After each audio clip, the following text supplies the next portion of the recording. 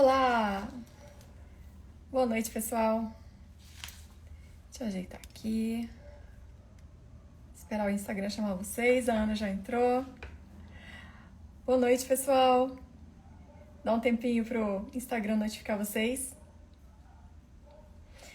Pessoal, hoje a gente tá aqui para uma live super especial com uma pessoa que eu adoraria que vocês conhecessem. Estou muito feliz de vocês poderem conhecer. Inclusive, eu quis que a live fosse feita no meu Instagram para vocês conhecerem essa mãe incrível, essa mulher maravilhosa que é a Ana Lu, que faz um trabalho muito, muito bom sobre nutrição. A Ana, nutricionista, e mãe da Sara. Então a gente vai falar aí sobre a nutrição do corpo e da alma dos nossos filhos, né, nessa combinação entre nutrição e leitura em voz alta. Então é um grande prazer receber a Ana aqui. Eu já vou convidá-la para entrar. E depois que ela entrar, eu vou falar mais um pouquinho de como é que eu conheci a Ana. Vocês vão gostar. Gente, a Ana é daquelas pessoas assim que eu vou nos stories dela e fico babando, né? Fico babando primeiro na Sara, que é a coisa mais linda do mundo. E depois fico babando na força da Ana, que é uma coisa realmente extraordinária. Ana, você já pode pedir pra entrar. Deixa eu escolher aqui. Deixa eu ver esse fio. Esse aqui fica melhor. Oi, pessoal. Boa noite. Boa noite. Vocês vão curtir muito. Pessoal, deixa eu ver. Cadê aquele filtro que eu sou fã dele, gente? Será que esse aqui? Ah, esse aqui fica bonito também. Olha que beleza. Ups. Peraí, Ana, desculpa. Eu vou te convidar. Vamos ver. Recebeu aí, Ana? Ivana, boa noite.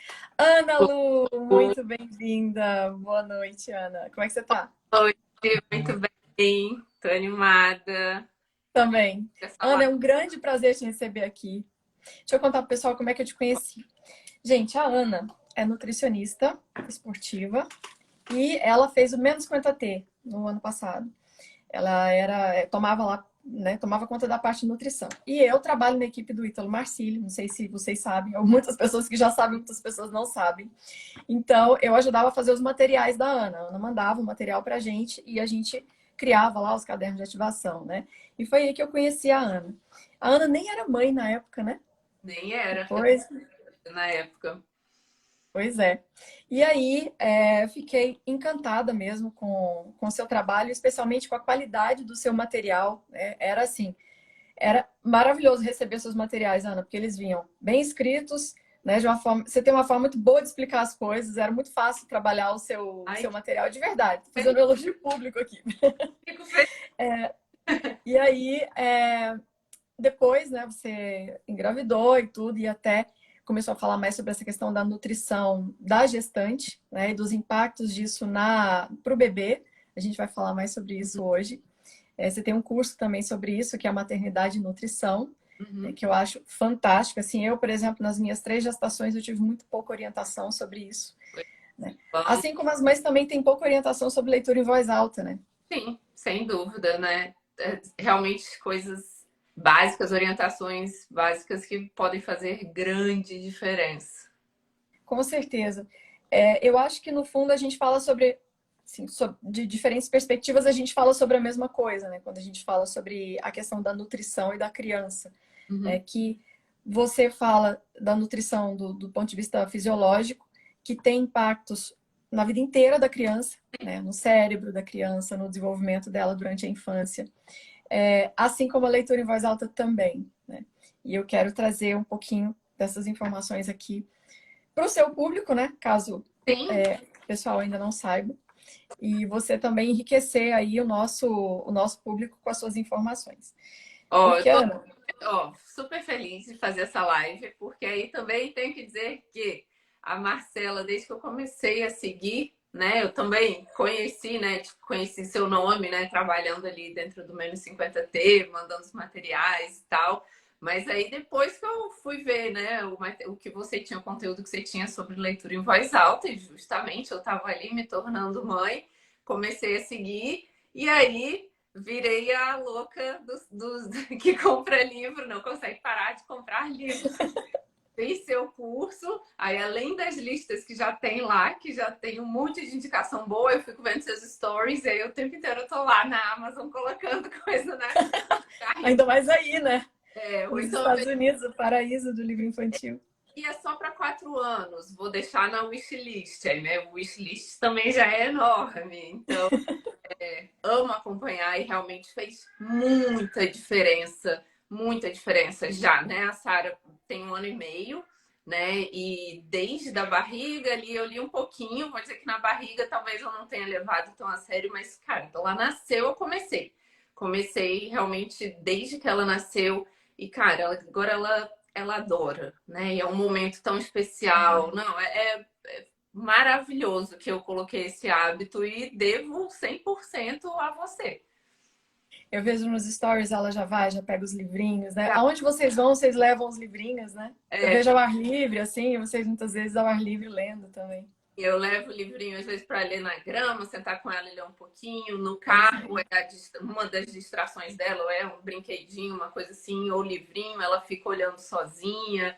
Cara, a gente. E como é que é aí nos Estados Unidos? Isso é frequente? Essa cena é frequente? Olha, boa pergunta. Não, não que eu veja outras assim ao ar livre, tipo, eu não. Tipo, eu sento É. na livrinho, realmente não. Infelizmente aqui é muito frequente você estar no restaurante, o frequente, né, a criança no tablet, com certeza. E, É.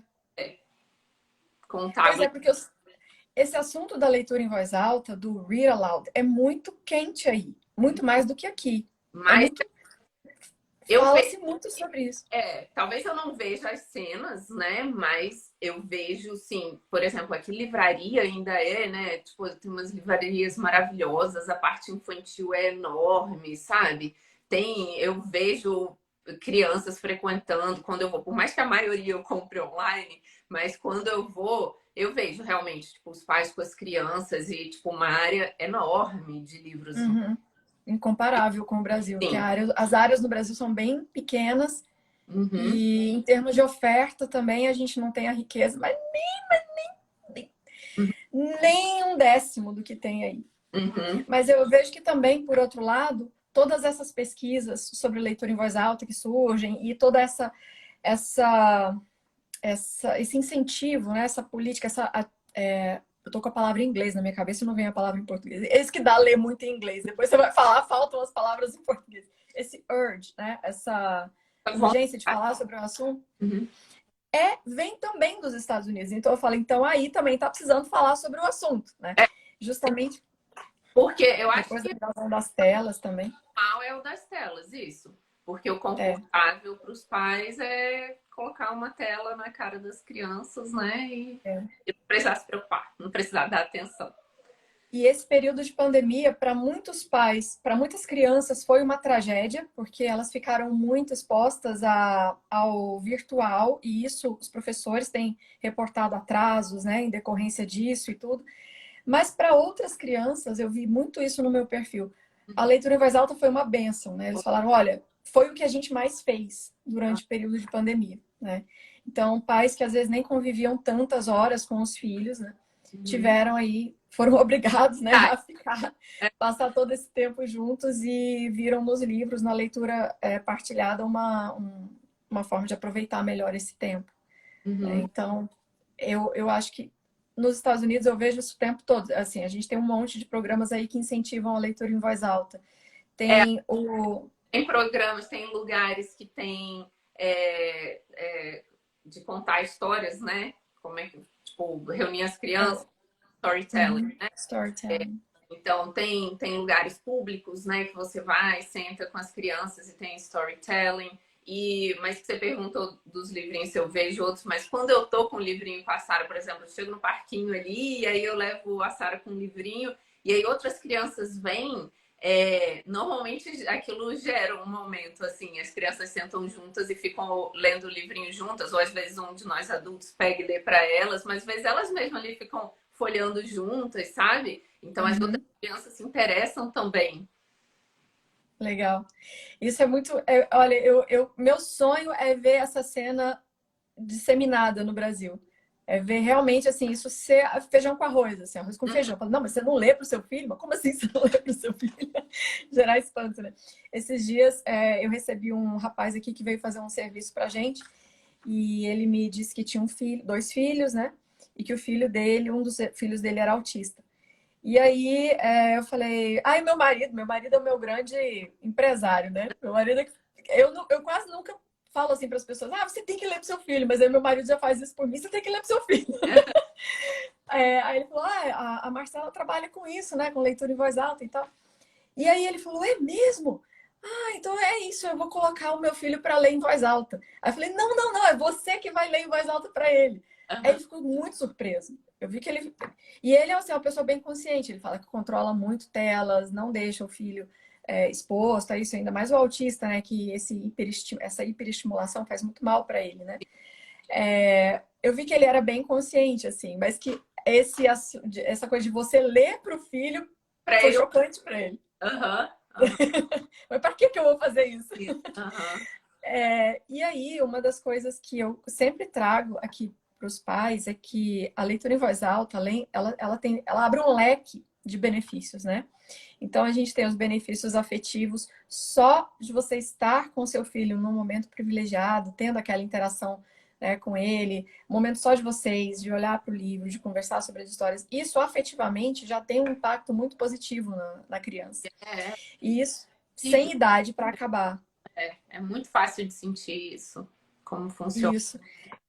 Isso aí eu acho que assim, é o que os pais percebem de imediato. Sim, os pais começam a fazer isso e já percebem, opa, esse é um momento diferente. No começo pode ser um pouquinho difícil. Você Uhum. achou difícil ler para Sara no começo? Olha, a gente já acha, vou falar isso aqui, por mais que eu saiba que às vezes tem gente que diz que é muito cedo para dizer, mas a gente acha que ela é sanguínea, né? Então, só para dizer, ela é muito agitada e, ok, que toda criança é agitada e tal, mas tem várias características ali.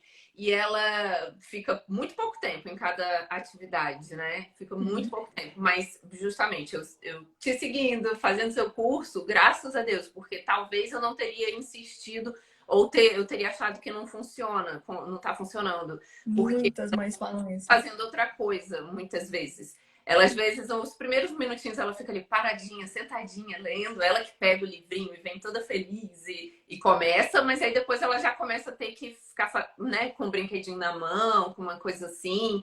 E, ou seja, dá a impressão, né, se eu não soubesse, se eu não te acompanhasse, se não aprendesse com você, que ela não está prestando atenção.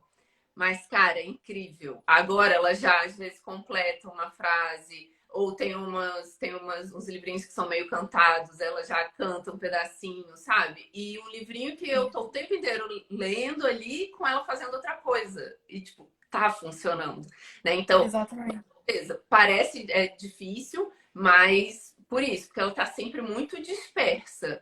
Mas eu sabendo que, cara, eu vou continuar lendo, ela tá ouvindo, ela tá fazendo ali outra coisa, mas ela tá ouvindo, funciona muito, com certeza. Exato, exato.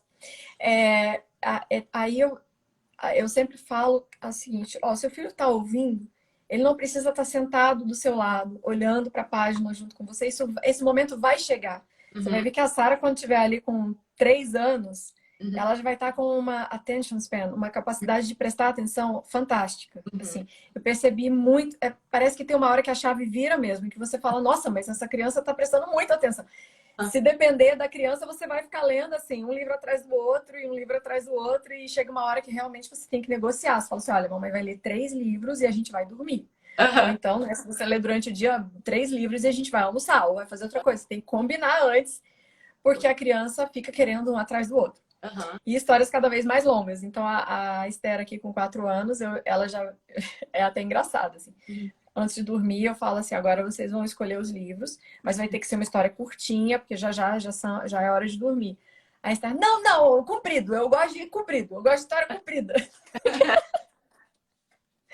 É, Então é muito gostoso, assim. E a leitura em voz alta, essa é a informação que eu acho que é novidade para muitos pais, ela muda o cérebro da criança, né? Esse hábito de ouvir histórias, de desenvolver essa atenção auditiva e de ouvir palavras e imaginar cenas, né? isso vai mudando a arquitetura cerebral do cérebro da criança. E existem inúmeros estudos sobre isso, né? Inclusive tem um médico aí nos Estados Unidos que eu sou fãzaça dele. O dia que eu voltar aos Estados Unidos, eu vou ter que dar um jeito de visitar o hospital de Cincinnati só para tietar, tirar uma foto com o Dr. John Hutton. Eu sou fãzaça dele. E ele é muito comunicativo também, ele é muito, muito legal. E ele fala bastante sobre isso, né? Então ele estuda mesmo o que acontece no cérebro da criança quando ela ouve leitura em voz alta, quando ela ouve histórias e tudo. Então é muito interessante você ver que aquele momento tão prosaico, né? Nossa, é um momento tão gostoso, assim, tem algo mais que isso, nem precisava, né? Mas tem, né? E ele fazendo todos esses estudos, ele e a sua equipe, né, uma equipe de pediatras e neurologistas e tudo, analisando essas imagens, eles viram que a criança habituada à leitura em voz alta, ela é mais rápida nas conexões cerebrais e ela gera imagens com muito mais velocidade e com muito mais eficácia, vamos dizer assim. Ela produz mais imagens, né, quando ela ouve uma história. Então, essa fase inicial dos primeiros anos da criança, quando você investe da maneira correta, né? Isso vai dar frutos, assim, extraordinários que você não consegue nem imaginar. Então, é a mesma coisa que eu digo com a nutrição, né? Quando você cuida direitinho. Cara, o jeito que você está falando é exatamente o que acontece com relação à nutrição, né? Isso que você falou. Esse investimento, né, de tempo, de hábito aí da leitura em voz alta, aí no caso da nutrição, o investimento de você ter uma boa nutrição, uma boa suplementação, vai render frutos que são determinantes para a vida inteira.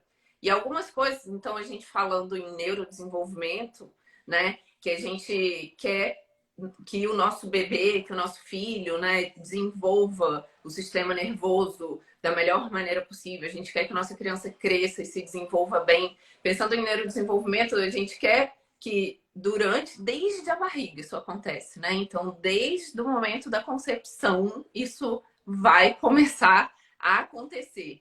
Então, precisamos do número de células, né, de neurônios e também das sinapses, né? Que você falou aí, as conexões, né? Tem que estar bem funcionantes. Então, é tanto a qualidade desse desenvolvimento, a quantidade e a qualidade do desenvolvimento neuronal.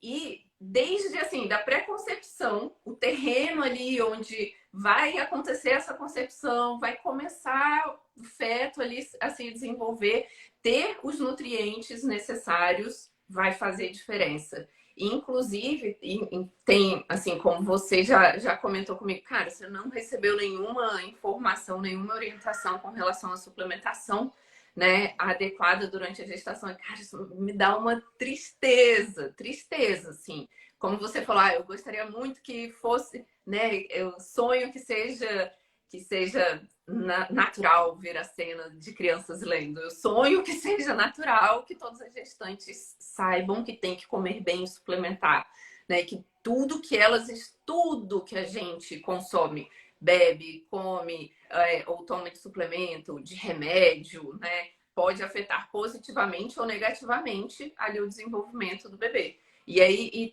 tem muita, né? A maioria das mães não tem esse conhecimento, né? Não tem responsabilidade de que, cara, não é só crescer de tamanho, sabe? O bebê tá crescendo do tamanho certo. Não, é muito, muito complexo. A gente não consegue nem, né, visualizar o tamanho de reações que está acontecendo lá dentro daquele corpinho também, né? Então, imagina todo o desenvolvimento de um sistema nervoso. E o que acontece ali lá desde a barriga vai impactar para o resto da vida. Pode haver, né, tanto positiva quanto negativamente, podem haver deficiências durante a gestação que impactem negativamente o desenvolvimento cerebral e que depois podem, por exemplo, pode ter desenvolvimento, né, de autismo, de déficit de atenção, de dificuldade de socialização e tal, por falta de nutrição durante a gestação. Claro que depois que nasce, também tem muita coisa que a gente vai fazer né? Justamente depois que nasce, se você está lendo, está gerando, oferecendo um ambiente adequado para o desenvolvimento cerebral do seu bebê, da criança, também vai fazer toda a diferença, né? Os hábitos e tal. Mas de dentro, né? Desde a barriga, a gente já tem essa responsabilidade. Então tem que ter muito, muito cuidado com o que a gente come e com o que a gente suplementa, para oferecer esse ambiente ali intrauterino favorável para o desenvolvimento adequado. Isso mesmo, Ana. Eu me lembro até quando eu estava grávida da primeira filha, eu recebia todo tipo de conselho. Então, assim, você tem que suplementar cálcio. Não, não precisa suplementar cálcio. Você precisa suplementar isso. Não, não precisa suplementar isso. Você comendo bem já é o suficiente.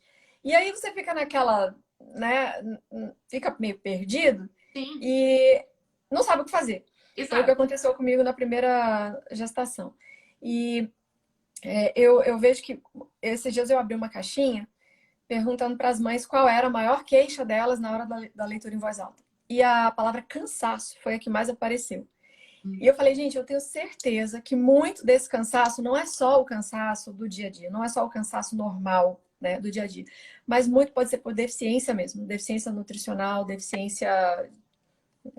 É deficiência nutricional mesmo. E muitas vezes as pessoas acham que se você está num peso adequado, você está bem nutrido. E não é isso. Nosso peso, né, não é parâmetro de nutrição adequada. Existe algo chamado fome oculta, que na verdade a pessoa pode estar sobrepeso, obeso, mas ela está desnutrida por dentro, porque Uhum. não tem vitaminas e minerais.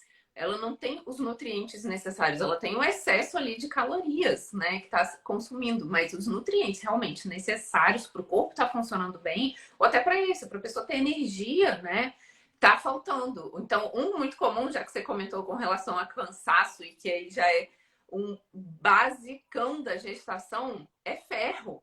E ferro também, Uhum. a deficiência de ferro depois no pós-parto pode se manter. Você teve? Eu tive anemia no pós-parto. Aí, exatamente. Se você teve anemia no pós-parto, provavelmente já estava faltando ferro durante a gestação e no pós-parto isso obviamente só piorou. E isso te deixa assim, cara, derrubada, derrubada, Nossa. porque você está desnutrida, você não precisa estar naquele estado se você estiver bem nutrida, né? Como é que Nossa. Se eu entrar nas histórias aqui, que eu tava com dois probleminhas só. Eu tava só com hipotireoidismo não diagnosticado e anemia. Só isso. Mas e eles têm relação, né? Inclusive, a deficiência de ferro pode estar relacionada também, aí tem uma conexão, mas realmente duas com uma combinação assim para te deixar derrubada, né? Nossa. E aí, porque eu já tinha dois filhos, eu pensava assim, não, é o cansaço normal, porque dois filhos assim, pequenos, né? Dá muito trabalho mesmo, a gente fica muito cansado, mas de repente você vê que você não tá normal mesmo, você não tá funcionando direito, né?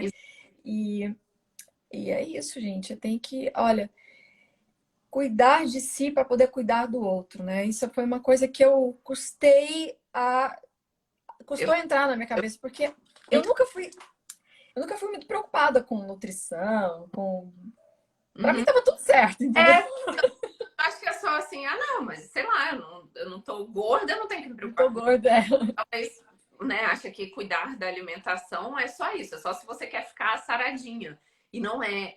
Então, durante a gestação, tem diversos nutrientes. Primeiro, durante a gestação, é a única fase da vida que eu digo que, assim, cara, tem que suplementar. Em muitas outras fases da vida, em muitos casos, a pessoa realmente, não, você consegue ter tudo pela alimentação. Se você tiver uma alimentação ótima, você consegue toda a sua nutrição pela alimentação. Na gestação é a única fase que, cara, eu categoricamente não concordo com isso. Porque a demanda é muito mais alta. E não vale a pena a gente arriscar de jeito nenhum uma deficiência. Porque se você chega a um ponto de deficiência, isso com certeza já está afetando o bebê. A gente tem uma necessidade muito mais alta de vitaminas e minerais, que é muito difícil atingir pela alimentação. Então, se a gente quer oferecer o melhor potencial desse crescimento e desenvolvimento para o bebê, tem que suplementar. Mas isso também não te exime da responsabilidade de cuidar da dieta, porque mesmo com a suplementação certa, ela não compensa uma dieta toda errada. Não Uhum. adianta você tomar a suplementação toda lindinha e aí ficar comendo fast food, lasanha congelada e miojo. Também não vai dar certo, tá? Então tem que ter os dois. É uma responsabilidade muito grande mesmo, porque tudo que você faz ali durante a gestação, tudo que você está consumindo vai para o bebê. E isso vai afetar tanto o crescimento e desenvolvimento ali dentro da barriga, como depois aumentar as chances, né, de desenvolvimento de doenças ou da saúde dele durante toda a infância. Então, crianças, por exemplo, alérgicas ou que tem mais tendência a sobrepeso, diabetes, pode ser por aquilo que aconteceu dentro do útero já. Uhum. E Sim. aí, ferro Eu, é um dos primeiros, tá? Depois eu até comento outros, mas ferro, se for para falar de um, cara, ferro é uma deficiência assim que não poderia acontecer de jeito nenhum na gestação, que tem que suplementar e que o que é triste assim é que tem muitos os próprios médicos obstetras não pedem exame suficiente para avaliar como é que tá o estoque de ferro, que é o exame da ferritina. Então, provavelmente, se você chegou a esse ponto, você que teve essa anemia no pós-parto, bem provável não cuidaram do seu pré-natal, dessa parte no pré-natal. Porque o ideal é assim, cara, já ir para o parto com níveis de ferro altos, porque isso é é. essencial. Engraçado que eu fazia sim exames de sangue e não foi constatada anemia durante a gestação. Eu fui constatar essa anemia, acho que uns 4 meses depois do nascimento. Eu não sei o que aconteceu. Pois é, É, e é diferente a anemia de deficiência de ferro. A gente não pode deixar chegar na anemia de jeito nenhum. uhum, Avalia a ferritina para ter certeza que ela tá alta para de jeito nenhum você ficar anêmica, para ter ferro uhum. você produzir. Agora, Ana, eu tenho uma pergunta super importante. Sushi na gestação, pode ou não pode? Eu sofri com isso. Mesmo. Essa é polêmica. Olha só, pode, pode sim. Porque a história de que, acho que é toxoplasmose que dizem, isso já não é verdade, tá? Realmente, Uhum, carne crua pode ter mais chances, né, de ter alguma contaminação. Mas peixe cru é muito raro ter contaminação. E se você for comer, eu libero na gestação, eu comi na gestação, tá? Mas é claro que eu preciso que você coma de um restaurante que você já conhecia, né? Que você sempre comeu lá, que sim. você confia. Então, isso eu acho importante. Você não vai comer. Nossa, fizeram um terrorismo comigo na primeira gestação. Que falaram, todo mundo sabe que eu amo sushi. Aí a primeira coisa que me disseram, você tá grávida, agora não vai poder comer sushi, né? Aí eu, não, eu já fiquei triste. E aí eu passei 9 meses, assim, sem comer sushi. Aí depois o meu obstetra, depois na segunda gestação que eu perguntei pra ele, né? Eu falei, escuta, doutor, eu posso comer sushi? Aí ele falou, pode. Aí eu falei, poxa, por que que não me disseram isso antes? Você nunca me perguntou isso antes, porque no Japão todo mundo come sushi. Tá vendo? Essa é uma. Essa daí, cara, rolam tantos mitos sobre gestação, mas tanto. Nossa, meu Então, Deus, você ficou grávida, você entrou na mitosfera. tanta desinformação, tanto de coisa assim, não, você tem que tomar isso, ou não, você não pode tomar isso, você não pode comer isso, você tem que comer isso. E umas coisas. Agora mesmo, acabei de responder uma caixinha, né, de alguém que falou que não pode comer fígado porque tem muita vitamina A. E sendo que é o contrário. Você deve comer fígado porque tem muita vitamina A. Justamente, é uma excelente fonte de vitamina A. Então, assim, é muita desinformação, Marcela. Eu percebi isso, eu nem trabalhava com nutrição na gestação, né? Quando eu Uhum. engravidei e eu falei que eu, né, quando eu anunciei que estava grávida, a quantidade de, a enxurrada de perguntas, e perguntas assim que me mostravam, tipo, meu Deus, estão perdidos, Uhum. né? Caraca, e aí me dá desespero, assim, caraca, não, tem muita gente fazendo muita coisa errada, e como eu sei que esse tem um impacto muito grande pro bebê, eu, não, gente, não pode estar, as pessoas estarem tão desinformadas assim. Aí eu fui me informar mais, estudar mais, né, pra mim, e para eu passar essas informações melhores também, com segurança, entendeu? Super importante. É muito mito, mitolândia na gestação é muito. Então, por isso que eu fiz É, criei meu curso quando eu estava grávida, porque eu senti assim, necessidade, entendeu? Eu não preciso juntar todas as orientações corretas e passar é. para as gestantes. Porque não é toda gestante que tem condições ou acesso a ir numa consulta com um nutricionista especializado em gestação, entendeu? Para receber a orientação certa. Não, com certeza. E nem disponibilidade de tempo para fazer isso. Eu, por exemplo, quando engravidei do segundo filho, eu já vi como a gente fica com o tempo completamente comprometido até para cuidar daquela gestação que, né? Sim. Eu me lembro que o pré-natal do segundo, no primeiro, assim, eu ia com muito mais frequência. Eu estava sempre querendo ir ao médico. Assim, a gente também fica muito preocupado, Sim. né, na primeira gestação. Já no É. segundo, eu falava, ai, quais exames que eu vou ter que fazer agora, né? Assim, Uhum. né? Quais são os essenciais, aqueles que eu não posso deixar de fazer, porque eu não tenho tempo para ficar saindo para fazer exame. Olha, a maternidade muda a vida da gente, né? Assim, completamente. Total.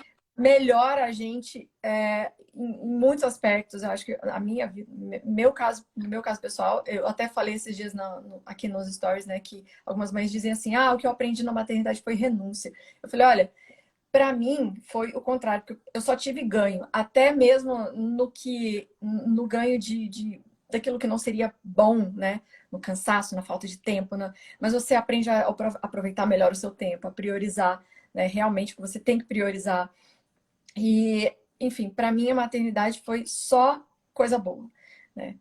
Eu sinto. Tem os seus perrengues, tem as suas dificuldades, mas mostram para você o quanto você precisa melhorar, né? Uhum. Inclusive nessa questão de nutrição, eu fui aprender a cozinhar de verdade, fui aprender a olhar nutrientes, olhar as coisas depois que eu tive filho. Porque você queria Que aí, sim, né? porque você ofereceu uma comida boa para eles, né? Sim. Uhum. E aí eu fico pensando, a gente pensa assim, muito nessa primeira infância, né? Inclusive, quando a gente fala de leitura em voz alta, é muito comum a gente ouvir muito os pesquisadores, os cientistas falarem sobre os 3 primeiros anos, né? Uhum. E aí existe uma discussão, uma polêmica, se existe a tal da janela, né? Que se você não aproveitar aquela janela para ensinar certas coisas para a criança, se ela é capaz ou não de aprender depois, eu não vou entrar nisso, até porque isso aí já foi bastante contestado, tudo. Mas o fato é o seguinte, tudo que você investe no início fica mais fácil. Você está pavimentando um caminho, você está facilitando a sua vida ou a vida da criança nos anos seguintes, né? Quando a gente fala de leitura para crianças, enfatiza-se muito, por exemplo, que desde a gestação você já pode ler para a barriga. E muita gente pergunta, mas para quê? Né? O bebê não está entendendo, ele não está vendo figura, para que fazer isso? Né? E eu vou dizer, eu fiz, na minha primeira eu não fiz, até porque quando eu engravidei da minha primeira, eu não estudava tanto esse assunto da leitura em voz alta assim. Eu fui estudar depois que ela nasceu. No segundo, eu já fazia leitura em voz alta para ele, porque eu estava fazendo para outra, né? Então acabou que eu fiz leitura para barriga. Mas o que é interessante, assim, os pais se darem conta, e isso é fascinante, é que no caso da leitura em voz alta, da nutrição é desde o dia 1. Você descobriu que você está grávida, pronto. É. Aquilo já é relevante, a sua nutrição já é relevante para o bebê. Uhum. No caso da leitura em voz alta e do desenvolvimento linguístico da criança, a partir do terceiro trimestre, a criança já consegue ouvir os sons do exterior. Né? Antes disso, ela já ouve, por exemplo, as batidas do coração da mãe. Eu acho isso lindo, lindo. Saber que o primeiro som que o bebê ouve são as batidas do coração da mãe. Uhum. E aí, a partir do terceiro trimestre, a criança já ouve os sons do exterior. A sensação é como se... Sabe quando você mergulha numa piscina e você consegue ouvir o que as pessoas estão falando lá de fora? Abafado, assim, aquela coisa da água. É um pouco assim, né? É assim que o bebê ouve. Ele reconhece as vozes, ele sabe quando é a mãe que está falando, quando é o pai que está falando. E tem uma pesquisa muito interessante que foi feita com bebês recém-nascidos, que foi o seguinte: eles pegaram as mães no último trimestre e colocaram essas mães para ler trechos de um livro rimado. No caso, era Dr. Seuss, que as mães estavam lendo. Uhum. Inclusive, queria te perguntar, você lê Dr. Seuss para Sara? Não, ainda não comprei. Mas Ele é febre aí, né? Acho que até hoje, né? vejo, mas eu pretendo comprar. Então, era Dr. Seuss. E é bem rimado, né? Tem uma cadência bem marcante, assim, tudo. E essas mães leram esses trechos desses livros para a barriga, né? Desculpa. Depois de nascidos, poucas horas depois de nascidos, os cientistas colocaram um bico artificial na boca desses bebês e colocaram aqueles trechos, né, que eles tinham ouvido para eles ouvirem. E o que eles perceberam? Os bebês se acalmavam. Pelo ritmo de sucção, eles percebiam que os bebês se acalmavam quando eles ouviam aqueles trechos. E quando eles ouviam trechos de um livro que eles não estavam acostumados, os batimentos se aceleravam. O que eles mostraram com isso? Que já existe um tipo de aprendizado desde a barriga, né? Mas precisavam com aquilo, né? Já estavam familiares com aquela leitura. Que lindo. Com aquela leitura. Isso é incrível, assim, para você ver as imensas capacidades que um bebê com poucas horas, assim, um bebê antes de nascer, ele já tem capacidade de aprender e muita, né? Se você for pensar, um bebezinho ali, né? Nem nasceu ainda. Então, imagine o impacto, né, desse estímulo linguístico e dessa interação e dessa leitura depois de nascido, né? A coisa se potencializa muito. Tudo isso não é para estimular uma corrida ao cérebro perfeito, ao supercérebro, né? Eu quero ter um filho gênio, então eu vou ficar aqui lendo para ele o dia inteiro. Não é isso, né? Inclusive, leitura para bebê são poucos minutos, né? Você não vai ficar lendo assim meia hora, 40 minutos para o seu bebê recém-nascido. A Marianne Wolf, no livro dela O Cérebro no Mundo Digital, Marianne Wolf é uma neurocientista, né? E aí ela conta que um dia ela recebeu uma mãe no consultório dela. E a mãe, muito intelectualizada, já chegou no consultório dela com um monte de livros dentro da bolsa. E a mãe ansiosa, com 2 filhos, um bebê de colo e um menino já mais crescidinho.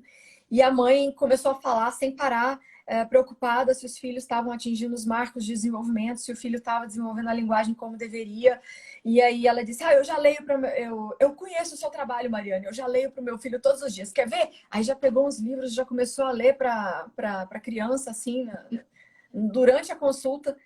Aí a Mariane olhou e falou, nossa, como se fosse eu criei um monstro. E aí ela virou para essa mãe e falou assim, olha, a primeira coisa que eu queria te dizer, assim, tenha calma, né? Você, ao ler para o seu filho, ao ter esse momento de interação, de afetividade, de carinho com ele, você já está fazendo tudo o que você precisa fazer, né, para oferecer um desenvolvimento ótimo, um desenvolvimento cognitivo ótimo para esse bebê. No caso, era um bebê de colo, né? E a Mariane falou, olha, poucas coisas podem dar errado, assim, quando a gente pensa em leitura para crianças. Mas essa é uma coisa que pode dar errado, por culpa da ansiedade dos pais. Às vezes os pais imaginam que estão fazendo isso para garantir, por exemplo, essa é uma pergunta que eu já recebi algumas vezes, para garantir que esse filho vai ser um leitor voraz quando ele crescer. Eu falo, olha, você não precisa se preocupar com isso. De verdade. Essa questão não precisa nem passar pela sua cabeça. Porque, primeiro, se ele se tornar um leitor voraz, ótimo, né? Você contribuiu para isso. Se ele não se tornar um leitor voraz, olha que maravilha. Você, nesses anos todos que você ficou lendo para ele, você garantiu um repertório de histórias que talvez ele não tivesse, justamente porque ele não é um leitor voraz. Às vezes o seu filho não vai gostar de ficar lendo, né, muito. Eu conheci uma menina aí nos Estados Unidos que era filha de homeschoolers. Ela, né, os pais dela fizeram homeschooling com ela. Todos os irmãos eram muito leitores, tinham uma literacia muito desenvolvida. Eu vou falar um pouquinho sobre essa questão da literacia só para esclarecer para quem não sabe. Mas então eles tinham assim um envolvimento muito grande com livros, mas tinha uma dessas crianças, que já era uma mulher adulta, que não era uma leitora voraz. Inclusive ela dizia assim, eu não gosto de ler. Ela dizia isso. Ela dizia isso, mas primeiro você via que ela tinha uma inteligência muito perspicaz, ela era muito sagaz, assim, ela tinha uma grande capacidade de relacionar informações, né, de prestar atenção no que estava ouvindo e pegar, né, incoerências ou, enfim, ela era muito inteligente. Diz a mãe dela que ela era disléxica e que por conta disso ela não gostava muito de ler. Mas ela conhecia muitas histórias. Isso era evidente nela. Então, assim, ela conhecia um monte de histórias clássicas, ela conhecia um monte de histórias da mitologia, ela conhecia um monte de histórias da Bíblia, ela conhecia um monte de coisa. A mãe dela fazia leitura em voz alta para eles, fez leitura em voz alta para eles durante muitos anos, né? Até depois que eles já eram alfabetizados. Eu falei, olha só, no caso dessa menina que não se tornou uma leitora voraz, Aham. apesar de não ser uma leitora voraz, ela tinha um grande repertório de histórias que com certeza era muito útil para ela. Né? Ela Uhum. podia até não perceber isso, né? Porque quando é aquela história, né? Você está mergulhado assim na piscina, você não percebe a água, né? Mas isso com certeza facilitava a comunicação dela. Ela tinha uma expressão verbal muito boa. Uhum. Aliás, isso eu percebia nos americanos muito, assim. Os americanos, pelo menos naquele meio ali que eu tava, eles se comunicavam muito bem. Uhum. Era uma coisa assim, que quando eu voltei para o Brasil, que eu via a dificuldade das pessoas aqui de se comunicar, eu falava, nossa, existe uma diferença mesmo. Aqui, assim, eu nunca parei para ver números nenhum disso, mas aqui é nítido como se lê mais, em geral, adultos, né? Aqui, como você talvez saiba, tem os números disso, algo assim, mas isso eu vejo como é um hábito comum, porque você, não sei se você está num transporte público, num trem, num avião, não sei o que, público, no avião não. Mas se você está no transporte, você vê que as pessoas levam livros para ler. É muito mais do que no Brasil, com certeza. Sentada esperando, né? Esperando para pegar um ônibus, um avião, não sei o quê. As pessoas estão sentadas e lendo Sem livro, dúvida. sentadas em café, lendo um livro, sozinha, sabe? Pessoa, eu vou muito, ia muito antes de ter a Sara sentar em café para trabalhar. E tem muita gente sentada lendo. Nossa, aqui, com certeza. É muito. Duas informações que confirmam isso aí que você está falando. Primeiro, o mercado editorial daí é muito mais aquecido, Uhum. né? De fato, você vê assim, tem escritores aí que vivem de ser escritores, eles escrevem livros, porque os livros vendem. Então, eles conseguem viver de vender livros, e às vezes viver muito bem, aliás. E na questão de mercado para livro infantil, então, eu acho que não existe nenhum país no mundo como os Estados Unidos. É um negócio assim, absolutamente impressionante Você a quantidade de livros bons aí, perguntou se infantis. né, se eu via essa cena e tal, e aí um caso aqui, justamente de uma vizinha, que ela tá grávida, agora vai ter neném essa semana, provavelmente, e tem uma filha de, vai fazer 2 anos. E aí e aí, você já conversou com ela, né? Há uns meses atrás, já conversou com ela, né? Que ela vai ter um irmãozinho, ela já entendeu e tal. Eu vou comprar um livro sobre isso para eu ler para ela. Que tudo ela compra um livro sobre isso. Porque na fase que ela teve que. Na fase do desfraude, eu comprei um livro sobre desfraude. Do desfraude. Mas E alguma outra coisa. Tudo para ela, ela compra um livro para ler isso sobre. é bem comum, né? Isso é bem comum nos americanos, inclusive a Sarah Mackenzie, que é a minha grande inspiração para tudo que eu faço aqui. Né, duas inspirações, a Sarah Mackenzie e o Jim Trelease, que são os dois faróis na minha vida. A Sarah, ela disse que ela era assim, na gestação, então ela disse qualquer dúvida que ela tinha, ela ia procurar um livro sobre aquilo. Sobre aquilo. Era tudo livro, respondia nos livros. Mas você vê que aí nos Estados Unidos, por exemplo, você procura um livro sobre o desfraude, você vai ter bons livros sobre isso. Você Uhum. procura um livro sobre chegada do irmãozinho, você vai ter bons livros sobre isso. Aqui no Brasil não tem. As pessoas sempre me pedem, me fala um livro para a chegada do irmãozinho. Eu falo, olha, infelizmente o livro que eu vou te indicar é em inglês, porque em português eu nunca achei um livro realmente bom Bom. sobre a chegada de irmão. Tem um livro aqui que até é ilustrado por uma ilustradora que eu adoro, que é aquela do We're Going on a Bear Hunt, a Essa que eu Ellen Oxenberg. Ela é maravilhosa. ela é muito boa. Tem um livro aqui sobre a chegada do irmãozinho que é ilustrado por ela, mas eu acho o texto ruim. Ele coloca a minhoca na cabeça da criança, aquela coisa de. O personagem do livro fala que quer se livrar da irmã porque ela tomou o colo dele. Fala uns negócios assim, sabe? Mas dessa Então eu falo, ideias, pra né? que ler isso pra criança, né? Ela não tem essa ideia na cabeça, mas aí você lê isso, aí você Ah, bota essa ideia na cabeça dela. é. Eu disse que eu ia dar duas confirmações, né? De que o americano lê muito. Uma era essa questão do mercado editorial e outra, uma coisa muito, muito fácil de constatar. No site da Amazon, se você ler os reviews dos compradores dos livros, você vai perceber uma diferença abissal entre os comentários em inglês sobre os livros e os comentários em português. Aí você vê que o americano lê muito mais. Eles Ele fazem sabe falar sobre livros. prolongadas, né? Sobre aquilo, sobre umas profundas, né? Ele Verdade. sabe analisar um livro. Ele sabe criticar um livro, ele sabe dizer por que que aquele livro não é tão bom, qual o livro que complementa aquele livro. Enfim, aí a gente entra no assunto da literacia, né? Que em inglês usa-se muito o termo literacy, né? Uhum. E aí em português não é muito antigo, eu acho. Pelo que eu li, assim, foi na década de 80 que esse termo literacia começou a entrar aqui no Brasil. Hoje está bem mais comum porque o MEC tem falado muito de literacia. E a literacia é diferente da alfabetização. A alfabetização é aprender a ler e escrever num sistema alfabético. Então, assim, a criança está decodificando, ou seja, ela está transformando aqueles sinais gráficos em sons, né? Ela está conseguindo ler, ela está alfabetizada. Uhum. Literacia é um termo muito mais abrangente que se refere aos conhecimentos, às habilidades e aos hábitos, às atitudes que a criança tem com a leitura. Então, por exemplo, uma criança, a Sara, ela não é alfabetizada ainda, mas ela já tem os 2 pezinhos lá na literacia, porque ela já tem Uhum. contato com o livro, ela já olha para um livro, ela sabe onde é que está o texto, onde é que está a ilustração, Uhum. ela sabe como segura um livro, ela sabe que aquele livro conta uma história, né?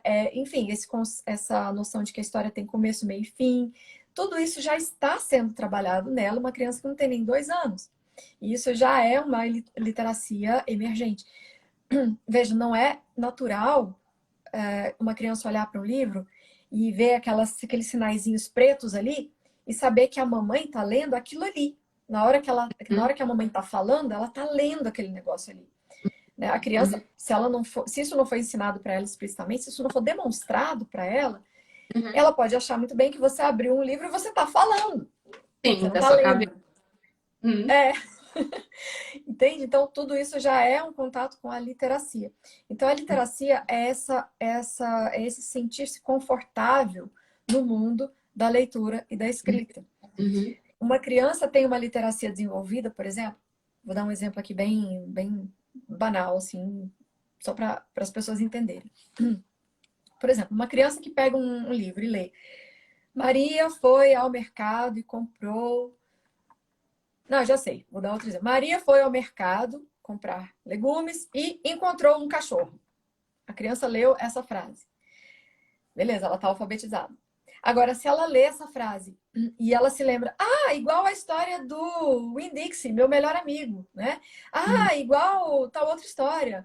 O mercado, aquele mercado. Tem um livro também que a gente leu que a criança também ia ao mercado. Ela já está relacionando histórias. Uhum. Isso é um desenvolvimento da literacia. É Uhum. essa familiaridade com informações que ela obteve a partir da escrita. Né? Uhum. Literacia, inclusive, literacia é utilizado não só para falar de leitura. Literacia, quando uma pessoa digamos assim, ela tem muito conhecimento de informática. Uhum. Aí você pode dizer, ela tem a literacia desenvolvida para aquilo ali, para Uhum. entender aqueles códigos e aquela linguagem lá, informática. É, a gente até seria mais correto a gente dizer literacia de leitura. Né? Uhum. Tudo isso que a gente está falando aqui é literacia de leitura. Leitura. Uhum. Literacia é a capacidade de você desvendar um código. Uhum. De você olhar um código e saber o que ele significa. Né? Isso é literacia. Então a gente desenvolve isso, não existe idade mínima a partir da qual você pode desenvolver isso. Você pode desenvolver isso a partir do momento que o bebê nasceu. Ele Uhum. nasceu, você está lá mostrando o livrinho para ele, na frente dele, ilustrado, pelo amor de Deus, né? Você não vai estar mostrando um livro lá que só tem texto. Ele já está olhando para aquilo, olha só, ele já está vendo um livro. Ele já está sabendo que a mamãe lê um livro para ele. Né? Uhum. Então, como é que a gente desperta, como é que a gente faz nascer o amor pela leitura? É assim, né? É Uhum. lendo para a criança. Isso não nasce, não existe um gene da leitura, Uhum. e não existe a capacidade de ler, ela não está inscrita em nós como a capacidade de andar, por exemplo. O desenvolvimento motor é algo que vai acontecendo naturalmente, claro que você pode estimular e Uhum. tudo, mas né, em condições normais a criança vai andar. Em condições normais, a criança não vai aprender a ler. Ela vai precisar ser ensinada. Ela vai precisar estar num contexto que favoreça isso e que principalmente desperte nela a vontade de ler. E como é que você desperta a vontade de ler na criança? Lendo para ela. Né? Tornando aquele objeto desejável. E é por isso que o livro bonito é tão importante, É. gente. Aí eu falo, os americanos sabem disso, eles sabem fazer as coisas, né? Você Não, pega os livros, eu tô tem olhando para um aqui. tem umas, às vezes eu gosto da ilustração, aí eu vou lá e pesquiso livros com do mesmo ilustrador, né? Exatamente. Já comecei até a fazer isso. Exatamente, esse é o caminho. Eu tô Uhum, olhando para um livro aqui, por exemplo, que eu comprei porque ele é bonito demais. Depois que eu fui ver que ele era muito bom, que é esse One Little Bag aqui. uhum, Que é a história de como um tronco de árvore se transforma nesse pacote de papel. aham. Aí, o ilustrador, pelo amor de Deus, esse livro é livro imagem, inclusive, não tem nem texto. Aí é lindo, porque assim, depois esse pacote de papel, ele vira. Aí ele vai acompanhando o menino vai crescendo e o pacote de papel o acompanha. Aí aqui ele já tá com a namoradinha dele, que vai se tornar a esposa dele. Aqui na outra página ele já pede a moça em casamento, e o pacote de papel tá aqui do lado deles. É Ah, muito lindo, é muito nossa. lindo. Ai, falando em livro lindo, esses dias eu chorei. Eu ia te mandar uma mensagem falar. É normal chorar às vezes num livro infantil? Porque eu. Menino, menino. Você tá perguntando isso pra mim? Ai, chegou um livrinho novo. Vou ler agora à noite. Eu vou ler para amanhã eu ler para Sara, né? Chorei. Eu falei, amor, chorei. Falei pro Que livrando. ele, como assim? Você tá lendo? Esse livro é para Sara? Eu, aham. Mas aí ele chorou. Pô, ele leu depois ele. Bonito, bonito. Love You Forever. É lindo, Ai, lindo. lindo. Muito. É lindo. E Não. sabe que tem uma música nesse livro, né? Então, eu imaginei que tem a música, eu vou ter que pesquisar a música. Vou Sim. pesquisar. Tem uma Porque narração no YouTube que a narradora depois canta que eu muito fiz bonito. o Going on a Bear Hunt, eu fui lá no YouTube, que eu vi essa sua indicação. Aí eu fui no YouTube e agora eu sempre canto a musiquinha e a Sara sabe fazer oh, oh, na hora. Ela que faz. Oh, é muito fofo. É muito legal. Esse Love You Forever eu descobri no livro do Jim Trelease, ele indica esse livro. E aí comprei em inglês também, né? Infelizmente não tem tradução desse livro, as ilustrações são muito boas. Então, muito. Então, é o que eu digo, por causa das ilustrações desse livro, você já pode ler para um bebezinho, assim, de colo, né? Porque a ilustração é tão bonita e conversa com o dia a dia da criança, né? Ela vai ver ali as cenas do dia a dia, É, né? A criança no banheiro fazendo bagunça. É lindo, gente. Eu digo, infelizmente aqui no Brasil, o pessoal precisa aprender a escrever para criança, né? O pessoal fala assim, Marcelo, você só indica livro traduzido. Por que você não indica livro brasileiro, livro nacional? Eu falo, gente, eu queria indicar, tudo que eu queria era poder indicar. Mas assim, sérios. Por isso. você pega os livros nacionais, aí você vê aquelas narrativas totalmente adultas. Assim, Uhum, na verdade, o autor está conversando com o pai que está lendo o livro. Ele uhum, não está contando uma história para criança. E aí, uns livros que se dizem para crianças, mas estão fazendo reflexões sobre a infância. Aí eu falo, uhum, gente, mas a criança, ela não faz reflexão sobre a infância, ela vive a infância.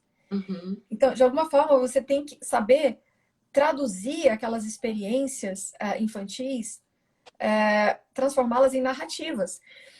Tudo está contando a sua história, né? Se você prestar atenção, você vai ver que assim, durante um dia acontecem inúmeras coisas que poderiam virar livros infantis. Só que a gente precisaria prestar atenção o suficiente e Uhum. saber contar aquilo de uma forma bonita, de uma forma que não seja tão prosaica, né? Mas material para escrever livro infantil não falta, Não falta fala. técnica para isso. Falta sensibilidade para o que é uma criança, né? Uhum, E aí eu vejo que os americanos lá estão luz à uhum, frente. E eu fico pensando, teve uma época que eu morei nos Estados Unidos, né? Eu morei 6 meses aí. Só que uhum. na época que eu morei aí, eu só comprava livro para adulto. Aí Sim. eu voltei com 2 malas cheias de livro, mas assim, tudo livro sobre literatura e Uhum, etc e tal, mas nada para criança. uhum. Nada sobre read aloud. Essa realidade ainda não tinha Se entrado fosse forte. agora, hein? Você ia só. Eu falo, gente, se eu voltasse hoje, ia ser 30 malas ali. Imagino. Se eu. Mas, Imagina você. pois é. Mas o que eu queria te perguntar também, Ana, era assim: já aconteceram coisas muito bonitinhas assim com a Sara, só pra gente fechar aqui? Porque acontece aqui direto e eu vou contar pra você uma coisa que aconteceu ontem que eu falei, não, isso eu vou ter que levar pra live com a Ana, porque foi muito fofo. Mas você já se pega assim com essas cenas E bonitinhas. no início, né, quando ela devia estar assim, tanto que ela estava aprendendo a andar, é, eu lembro que uma cena que eu acho que eu cheguei até a comentar com você, que eu achei muito fofo, foi a primeira vez que eu percebi que eu falava o título de um livro e ela ia lá e pegava o livro certo no meio de uma pilha. A Então eu gente fica falava, babando, né? É. filha, vai lá pegar Ten Little Fingers and Ten Little Toes. E aí tava no meio de uma pilha e ela tirava cada um e pegava certinho, né? Isso já deve ter uns 6 meses, assim. Na época eu fiquei assim, gente, olha, é porque eu sempre me impressiono de ver como o negócio tá Tá funcionando, né? funcionando. Tá entrando na É cabeça. isso. E aí parece que não, pode parecer uma coisa boba, né? Mas caramba, ela sabe pegar, identificar os livros que eu sempre leio para ela, ela sabe já pegar certinho. Então, isso eu acho mais fofo. E também quando, toda vez que eu falo, vamos, quer pegar um livro e ler? Aí, quando ela sai correndo tão feliz, assim, ela vem com o livrinho tão feliz, assim, pra gente, isso pra mim É muito bom. É muito bom. ela vai É, e já senta, assim, esperando. É muito bonitinho. é sim. E você vai ver quando ela já estiver falando bem, assim, lá pelos 3 anos que a criança tá não só falando bem, como relacionando ideias e coisas. É fascinante, fascinante. Assim, você vai ver que às vezes a criança vai perceber coisas no livro que você não percebeu. Uhum. Ela vai. É incrível, é incrível. Eu falo, gente, graças a Deus as crianças vão ser mais inteligentes que nós, porque a gente está preparando elas para isso. Uma coisa que ela percebe em todos os livros é ela acha os cachorrinhos e fala au au para todos os que ela vê em livro. Ela adora o au au. É muito lindo. Esses dias eu cheguei ali na sala, tava o meu menino de 3 anos sentado em frente à estante de livros e conversando. Eu vi que ele estava conversando, assim, baixinho, né? Aí, para não estragar o momento, porque a gente sempre estraga o momento Uhum, quando a gente chega perto e procura uhum. ver o que está acontecendo, né? Aí eu cheguei sorrateiramente, assim, e tal. O que que ele estava fazendo? Ele estava sentado, lendo um livro para os carrinhos dele. Ele colocou os livros, os carrinhos arrumadinhos, assim, na estante. Ah, Aí, na hora que eu cheguei, ele falou: Olha, mamãe, eu tô lendo para os carrinhos. ah, Aí eu, não. ai, meu amor, que legal, eles estão gostando da história. Aí, Que muito fofo, fofo. cara, que Isso fofo. não foi o bebezinho, não. Isso já foi o de 3 anos, né? Ah, mas derreteu, né? É muito legal, é muito legal. E eu fico muito feliz de saber que a gente, com tão pouco, pode fazer tanto. Né? Uhum. As portas que a gente está abrindo, as possibilidades que a gente está desenvolvendo, né? São, assim, é aquela história que o Jim Trelease já dizia, né? A gente pode contar as sementes de uma maçã, mas só Deus pode contar quantas sementes vão sair quantas maçãs vão sair de uma semente, né? Uhum. Então, a gente está plantando. Né? Sim, a gente E tem que fazer nossa parte. Na nutrição é a mesma coisa, né? A gente tem que faz nossa parte. Você falou sobre também a fase ser importante, né? De você tá ali semeando, né? De você tá dando o estímulo certo, né? E na nutrição também, então, é a mesma coisa, que desde a gestação a gente tem que estar dando os nutrientes certos. Então, eu queria vou só citar alguns que, tipo, cara, não podem faltar, né, na gestação, quando a gente pensa em neurodesenvolvimento, não pode faltar ômega 3, vitamina D, não pode faltar proteína, que é algo assim, aí é da comida mesmo, que as mulheres não comem proteína o suficiente, não pode faltar complexo B, metilfolato. Então são várias vitaminas, minerais que assim, que estão ao alcance, sabe, das você mulheres. fala tudo isso no seu curso, dosagens também, Ana, você fala tudo. No meu curso eu falo de todo o estilo de vida que é importante, porque é todo o ambiente, sabe, que a gente faz gestante. É você dormir bem, é você controlar o Uhum. estresse, você pegar sol, mas aí eu detalho principalmente a alimentação e a suplementação. Então, a suplementação eu falo o que tomar, quanto tomar, indico as marcas do Brasil, dos Estados Unidos. Então tá tudo orientado lá para tipo, cara, E eu não. vi que você fala também sobre coisas que a gestante pode fazer para favorecer um parto normal. Também tem isso no curso, assim, o que fazer no final da gestação para favorecer o parto e também dicas, assim, para durante o parto, o que que é importante para ter um parto humanizado. Então, todo pré-natal, você fazer um bom pré-natal, né, comer bem, suplementar, fazer exercício, tudo isso vai favorecer um bom parto, sem dúvida. Então, é Perfeito. bem Curso complexo. essencial. Isso, assim, eu falo desde a pré-concepção, gestação e também pós-parto. Eu falo dessas três partes no curso. Tem uma aula sobre cada fase e uma aula só sobre suplementação com todas as orientações. É um curso, assim, que eu acabei de regravar esse curso, na verdade. Como eu falei, eu vi a demanda quando eu estava grávida, né? E aí eu meio que eu fiz esse curso às pressas, assim, porque eu precisava entregar ele antes dela nascer. E aí depois, né, eu continuei estudando e vivendo, né, as fases, o pós-parto, a amamentação e tal. E aí agora eu regravei, né, com mais informações, com atualizações. Então, cara, tá muito completo, muito E completo. essa suplementação também vai ajudar muito no pós-parto, né? Para a mulher Sim, ter energia e ter disposição. estiver amamentando, tem que continuar suplementando, porque aí Hum, antes todos os nutrientes da mãe iam lá, né, pela placenta, chegam no bebê. Agora, depois amamentando, vai chegar pelo leite. Então, mesma coisa, tudo que a mãe come, bebe, suplementa, vai afetar também o leite, os porque nutrientes. o que eu achei muito legal, né, que parece que você fez uma coisa também que é muito enxuta, né? Você não vai precisar ficar Sim, assim não, porque 90 dias vendo um curso. não precisa assistir tipo uma aula de pré-concepção, uma aula um pouco mais longa de gestação, porque eu explico muita coisa, e uma aula de pós-parto, e aí uma de suplementação. Então, e tá bem divididinho, né? E assim, é como se fosse assim, cara, se você precisasse vir comigo em uma consulta na pré-concepção, se você precisasse de consulta na gestação, precisasse de uma consulta no pós-parto, é tipo toda a orientação que eu poderia te passar, tá? Tá muito Nossa, complexo, que entendeu? Só que por, precioso. né? Então, assim, E ele tá sempre à venda, você não tá em é, lançamento, não. eu não fecho o carrinho desse curso, porque, cara, eu quero que a mulher justamente tá querendo engravidar, tá Sim. grávida, já, eu quero que você compre e comece a fazer, entendeu? Então, é um curso que eu Inclusive, deixo. é bom para dar de presente, né? Também, já Ótimo para dar de presente para uma gestante. foi. Dar de presente, já tive pais que, né, o pai comprou de presente para a mulher que tá grávida, então com certeza, de verdade, porque assim é muito completa, como se fossem pelo menos três consultas completas, com toda a orientação, Nossa, muito porque, importante. porque é muito importante, a responsabilidade é muito grande, dá para você determinar o crescimento e desenvolvimento. Eu falo de restrição de crescimento, tá? Então, tudo para você fazer o que tá ao seu alcance, né?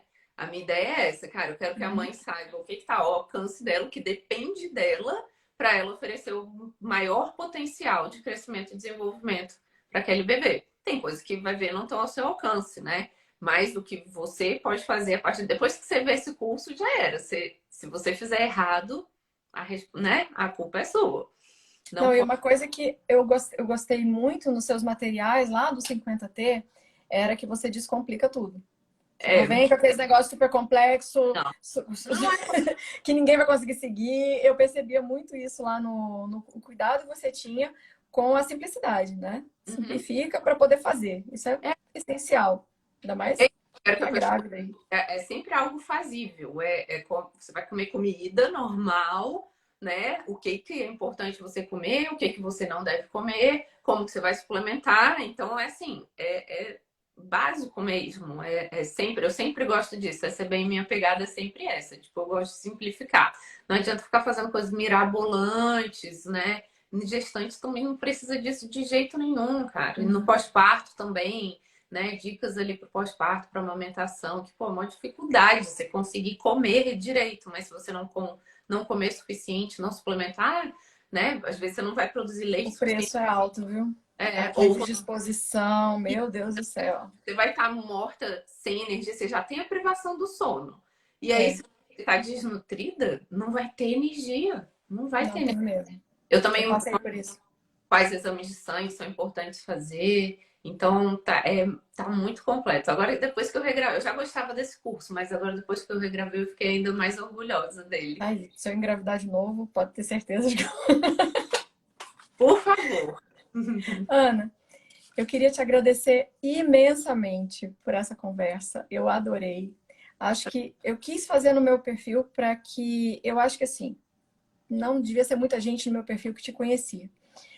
E você fala de coisas absolutamente fundamentais para a maternidade. Essa parte é muito importante. Serve também de inspiração aí para a gente malhar, né? Como eu estava dizendo antes, eu fico vendo lá, eu fico vendo os stories, eu fico babando assim, meu Deus, como ela é forte. Ela não deve sentir cansaço. Porque, assim, só pra gente encerrar, Ana, você sente cansaço? Aquele cansaço de chega o fim do dia, você desmonta, né? Ah, eu canso, mas eu sinto que eu canso muito mental, sabe, Marcelo? Porque, bem, quem não sabe, né, a gente mora fora e não tem família por perto, a gente não tem funcionário em casa, não tem nada. Então é cuidar da casa, é cuidar, trabalhar, cuidar da Sara, então é tudo. E treinar, né? Mas eu normalmente o que eu sinto mais é cansaço mental, mas chega no fim do dia, às vezes eu tô assim, meu Deus, respirar e ficar um tempinho, sei lá, sem fazer nada, sabe? Mas físico, acho que eu não sinto, não. Então, realmente, com certeza, é minha nutrição e meu treino. Com certeza. É. Até para carregar bebê no colo, carregar menino no colo, você tem que estar forte, cara. O Francisco tá pesando um saco de cimento, eu não consigo. Eu saio com ele assim, eu dou pro pai, falando, não, carrega ele aí, não tô dando conta mais. Tá pesando, Eu não sou um exemplo a ser seguido, não. Ainda bem, ainda bem que eu tenho as pessoas para ensinar pra gente, né? Eu vou me organizar. A gente tem nossas... Ué, mas a gente tem nossas fraquezas e, né? Ninguém é perfeito. Mas eu já levei bronca de médico porque eu tava com dor nas costas e ele falou, se você não malhar, ele falou assim, depois dos 30, se você não malhar, você vai viver com dor. Eu tô vendo isso. Com criança, a gente fica com a postura péssima. Aí você fica no computador aí, com a postura péssima. A gente senta bem no computador, né? Então, aí a gente fica no celular. Cara, minha postura também, se não malhar, dói tudo. Se eu sem malhar, eu começo a sentir dor. Pois é. Todo mundo que malha fala isso mesmo, né? Se eu ficar uns 3 dias sem, eu já começo a sentir alguma dor. De verdade. Então, comece. Então, é isso aí. Você é a minha grande inspiração. Ana, muito obrigada. Eu tenho certeza que todo mundo adorou. Foi muito, muito bom. E grave mais stories da Sara. Tô te dando essa... Mas você lendo pra ela correndo, ela conversando, ela é muito fofa. O povo já fala, esse Instagram não é mais seu, é da Sara. A dona do Instagram é ela. Caraca, ela se equilibrando naquelas barras lá, muito legal. Ana, então, muito obrigada mais uma vez. Ai, não, adorei. Deus, e boa noite para vocês, pessoal. Fiquem com Deus. Bom fim de noite aí para todo mundo. Beijo. Tchau, tchau.